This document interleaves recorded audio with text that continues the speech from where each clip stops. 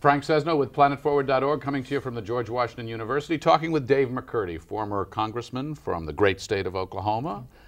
You took your leave in 1995, yes. So had a little bit of breathing room now, and you are now head of? The Alliance of Automobile Manufacturers. The Alliance of Automobile Manufacturers. What does the head of the Alliance of Automobile Manufacturers think is in store on the energy front, specifically with energy efficiency in automobiles, light trucks? Let's go big picture here with this new Congress and this new reality that the President of the United States has to face. Well, I think the accomplishments that we got last year on the fuel economy standards for 2012 through 16 is the single biggest victory that the Obama administration can point to on energy and climate. And the agreement, the breakthrough was? A 40% increase in fuel economy standards, a 30% reduction in CO2 emissions, something that we actually took to the administration and proposed as a way to harmonize some very conflicting different standards out there. So implications with this new Congress for the future, next steps? Well, we'd already initiated new steps with the administration for 2017 through 2025, and it's at the early phases. And I think Congress is obviously going to be very interested in that process.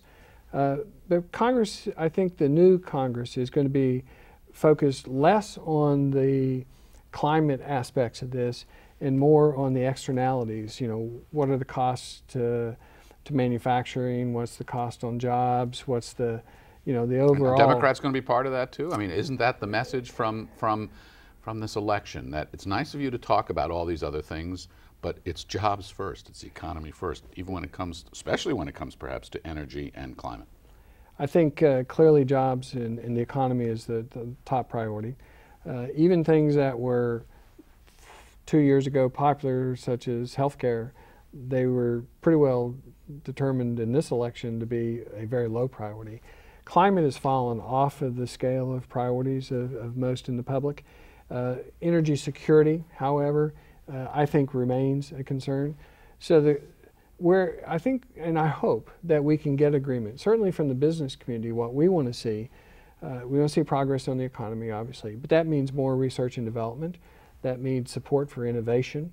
I think developing a clean energy economy is a big part of that. So energy security affects our international relations. It affects the overall national security. That should be a focus.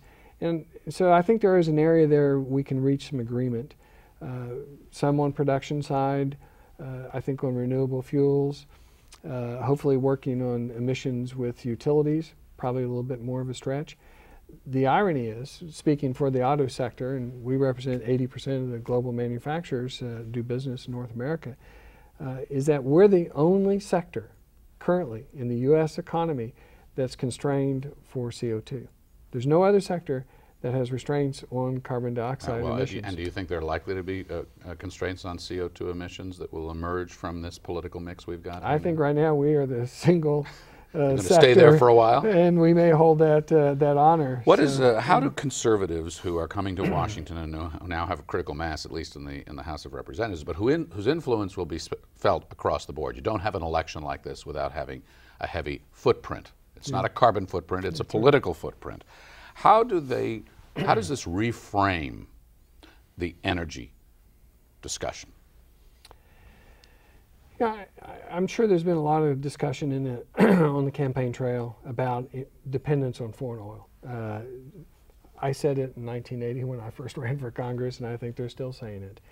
Very little has been done. Does that get changed by this? Well, no, because I'm afraid that they're unwilling to take action that really do something about it. They're not going to change the trade laws and cut off the borders because we are heavily dependent on foreign sources. There are discoveries such as the shale gas that will help reduce the price of natural gas and is a domestic source. But petroleum still drives most transportation and is one of the biggest single factor in our trade between countries. And I think they'd like to address that. But they're not going to do it. They're not going to face the tough question. And that is price. If you really believe in economics, the way you get that done is through price signals. And I think carbon pricing is probably not going to be a priority. You served, if I'm not mistaken, on the Science Committee in the House. Isn't that right? Mm-hmm. We have more members of the Congress now questioning the science of climate change. What does that do to the discussion about climate? What do you think that does to the dynamic within the House itself? Take us inside for a minute and explain what that really means. I saw one of the polls surveys of those that self-declared Tea Party members who said 50% believed that the science of climate was a hoax and that it was not valid. That's very unfortunate.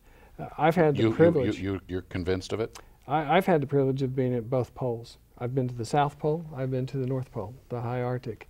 And I was there with business leaders and others, and you can see dramatic effects of warming. That is a reality. And if you look at history, you know, the science, I think, is pretty clear. But even if you don't agree with the science, if you're a prudent policymaker, isn't it good to really take out the insurance for future generations? And you can take actions that not only improve the health of the environment and air itself, clean up the air, but you can also help this economy move to a low carbon future where we actually have some technological advantage and innovation advantage that helps us economically in the future. What then is the impact on the science discussion with the political change? Well, I don't think you're going to see a declaration from Congress that the science is not real. So it's not going to go that far. The real power is still with the administration. They have the ability to initiate policy. They also have the veto pen. So you're not going to have Congress pass legislation trying to repeal major climate provisions, but you're not going to see positive action either. As head of the Alliance of Automobile Manufacturers, I'm happy to say we have some Planet Forward members who have some questions that seem relevant to you, so I want to put them to you. So Chad from Redmond writes, how will electric cars and increased mileage affect our auto economy? We'll be spending less on oil, he says, more on electric vehicles, he says, or most electric vehicles don't have belts and fans and pistons. It's a potential reshaping of the industry, he thinks. Redmond, Washington, I assume. We're excited about electrification, but there's a lot of big hurdles that have to be overcome. First, the cost of batteries. I served on the Science Committee. I also served on the Armed Services Committee and the Intelligence Committee. Movable and small storage, high-density storage of power has always been a challenge. And the breakthroughs are not that significant. Batteries are still weighty. The density is not as strong as or as powerful as petroleum. So there's a lot yet to be done. The cost of the technology, new technology to do this is significant. Hybrids range anywhere from $3,000 to $5,000 more per vehicle. Lots of people are prepared to pay it, but not lots and lots of people. Lots of people, but it took Toyota, one of my members, 11 years to reach 1% of the market. So does it, as Chad asked, potentially reshape the industry or not yet? Potentially yes. In the future, it's going to be a big part of the mix, provided consumers buy them. But with the cost of the battery for the Leaf, which is an Nissan which I drove. We did a whole piece on the Leaf. All right. The cost of the battery for the Chevrolet Volt is nearly half the price of the vehicle itself. And so you have to get that price down. But Nissan says in their plan, more models and a substantial component of their auto fleet, they hope by 2020, will be electric. It is a major gamble and one that Carlos Ghosn, the CEO, is very excited about. But the market penetration will ultimately, it's not a question of, CAFE standards and everything else we deal with. It's not a question of how many we produce. The question of how many we sell. We sell, we buy. And here's another question to you from Planet Forward member. What kind of cost increases are we going to see on cars due to more stringent emissions and MPG standards, CAFE standards? Will this weigh on the recovery of companies like General Motors?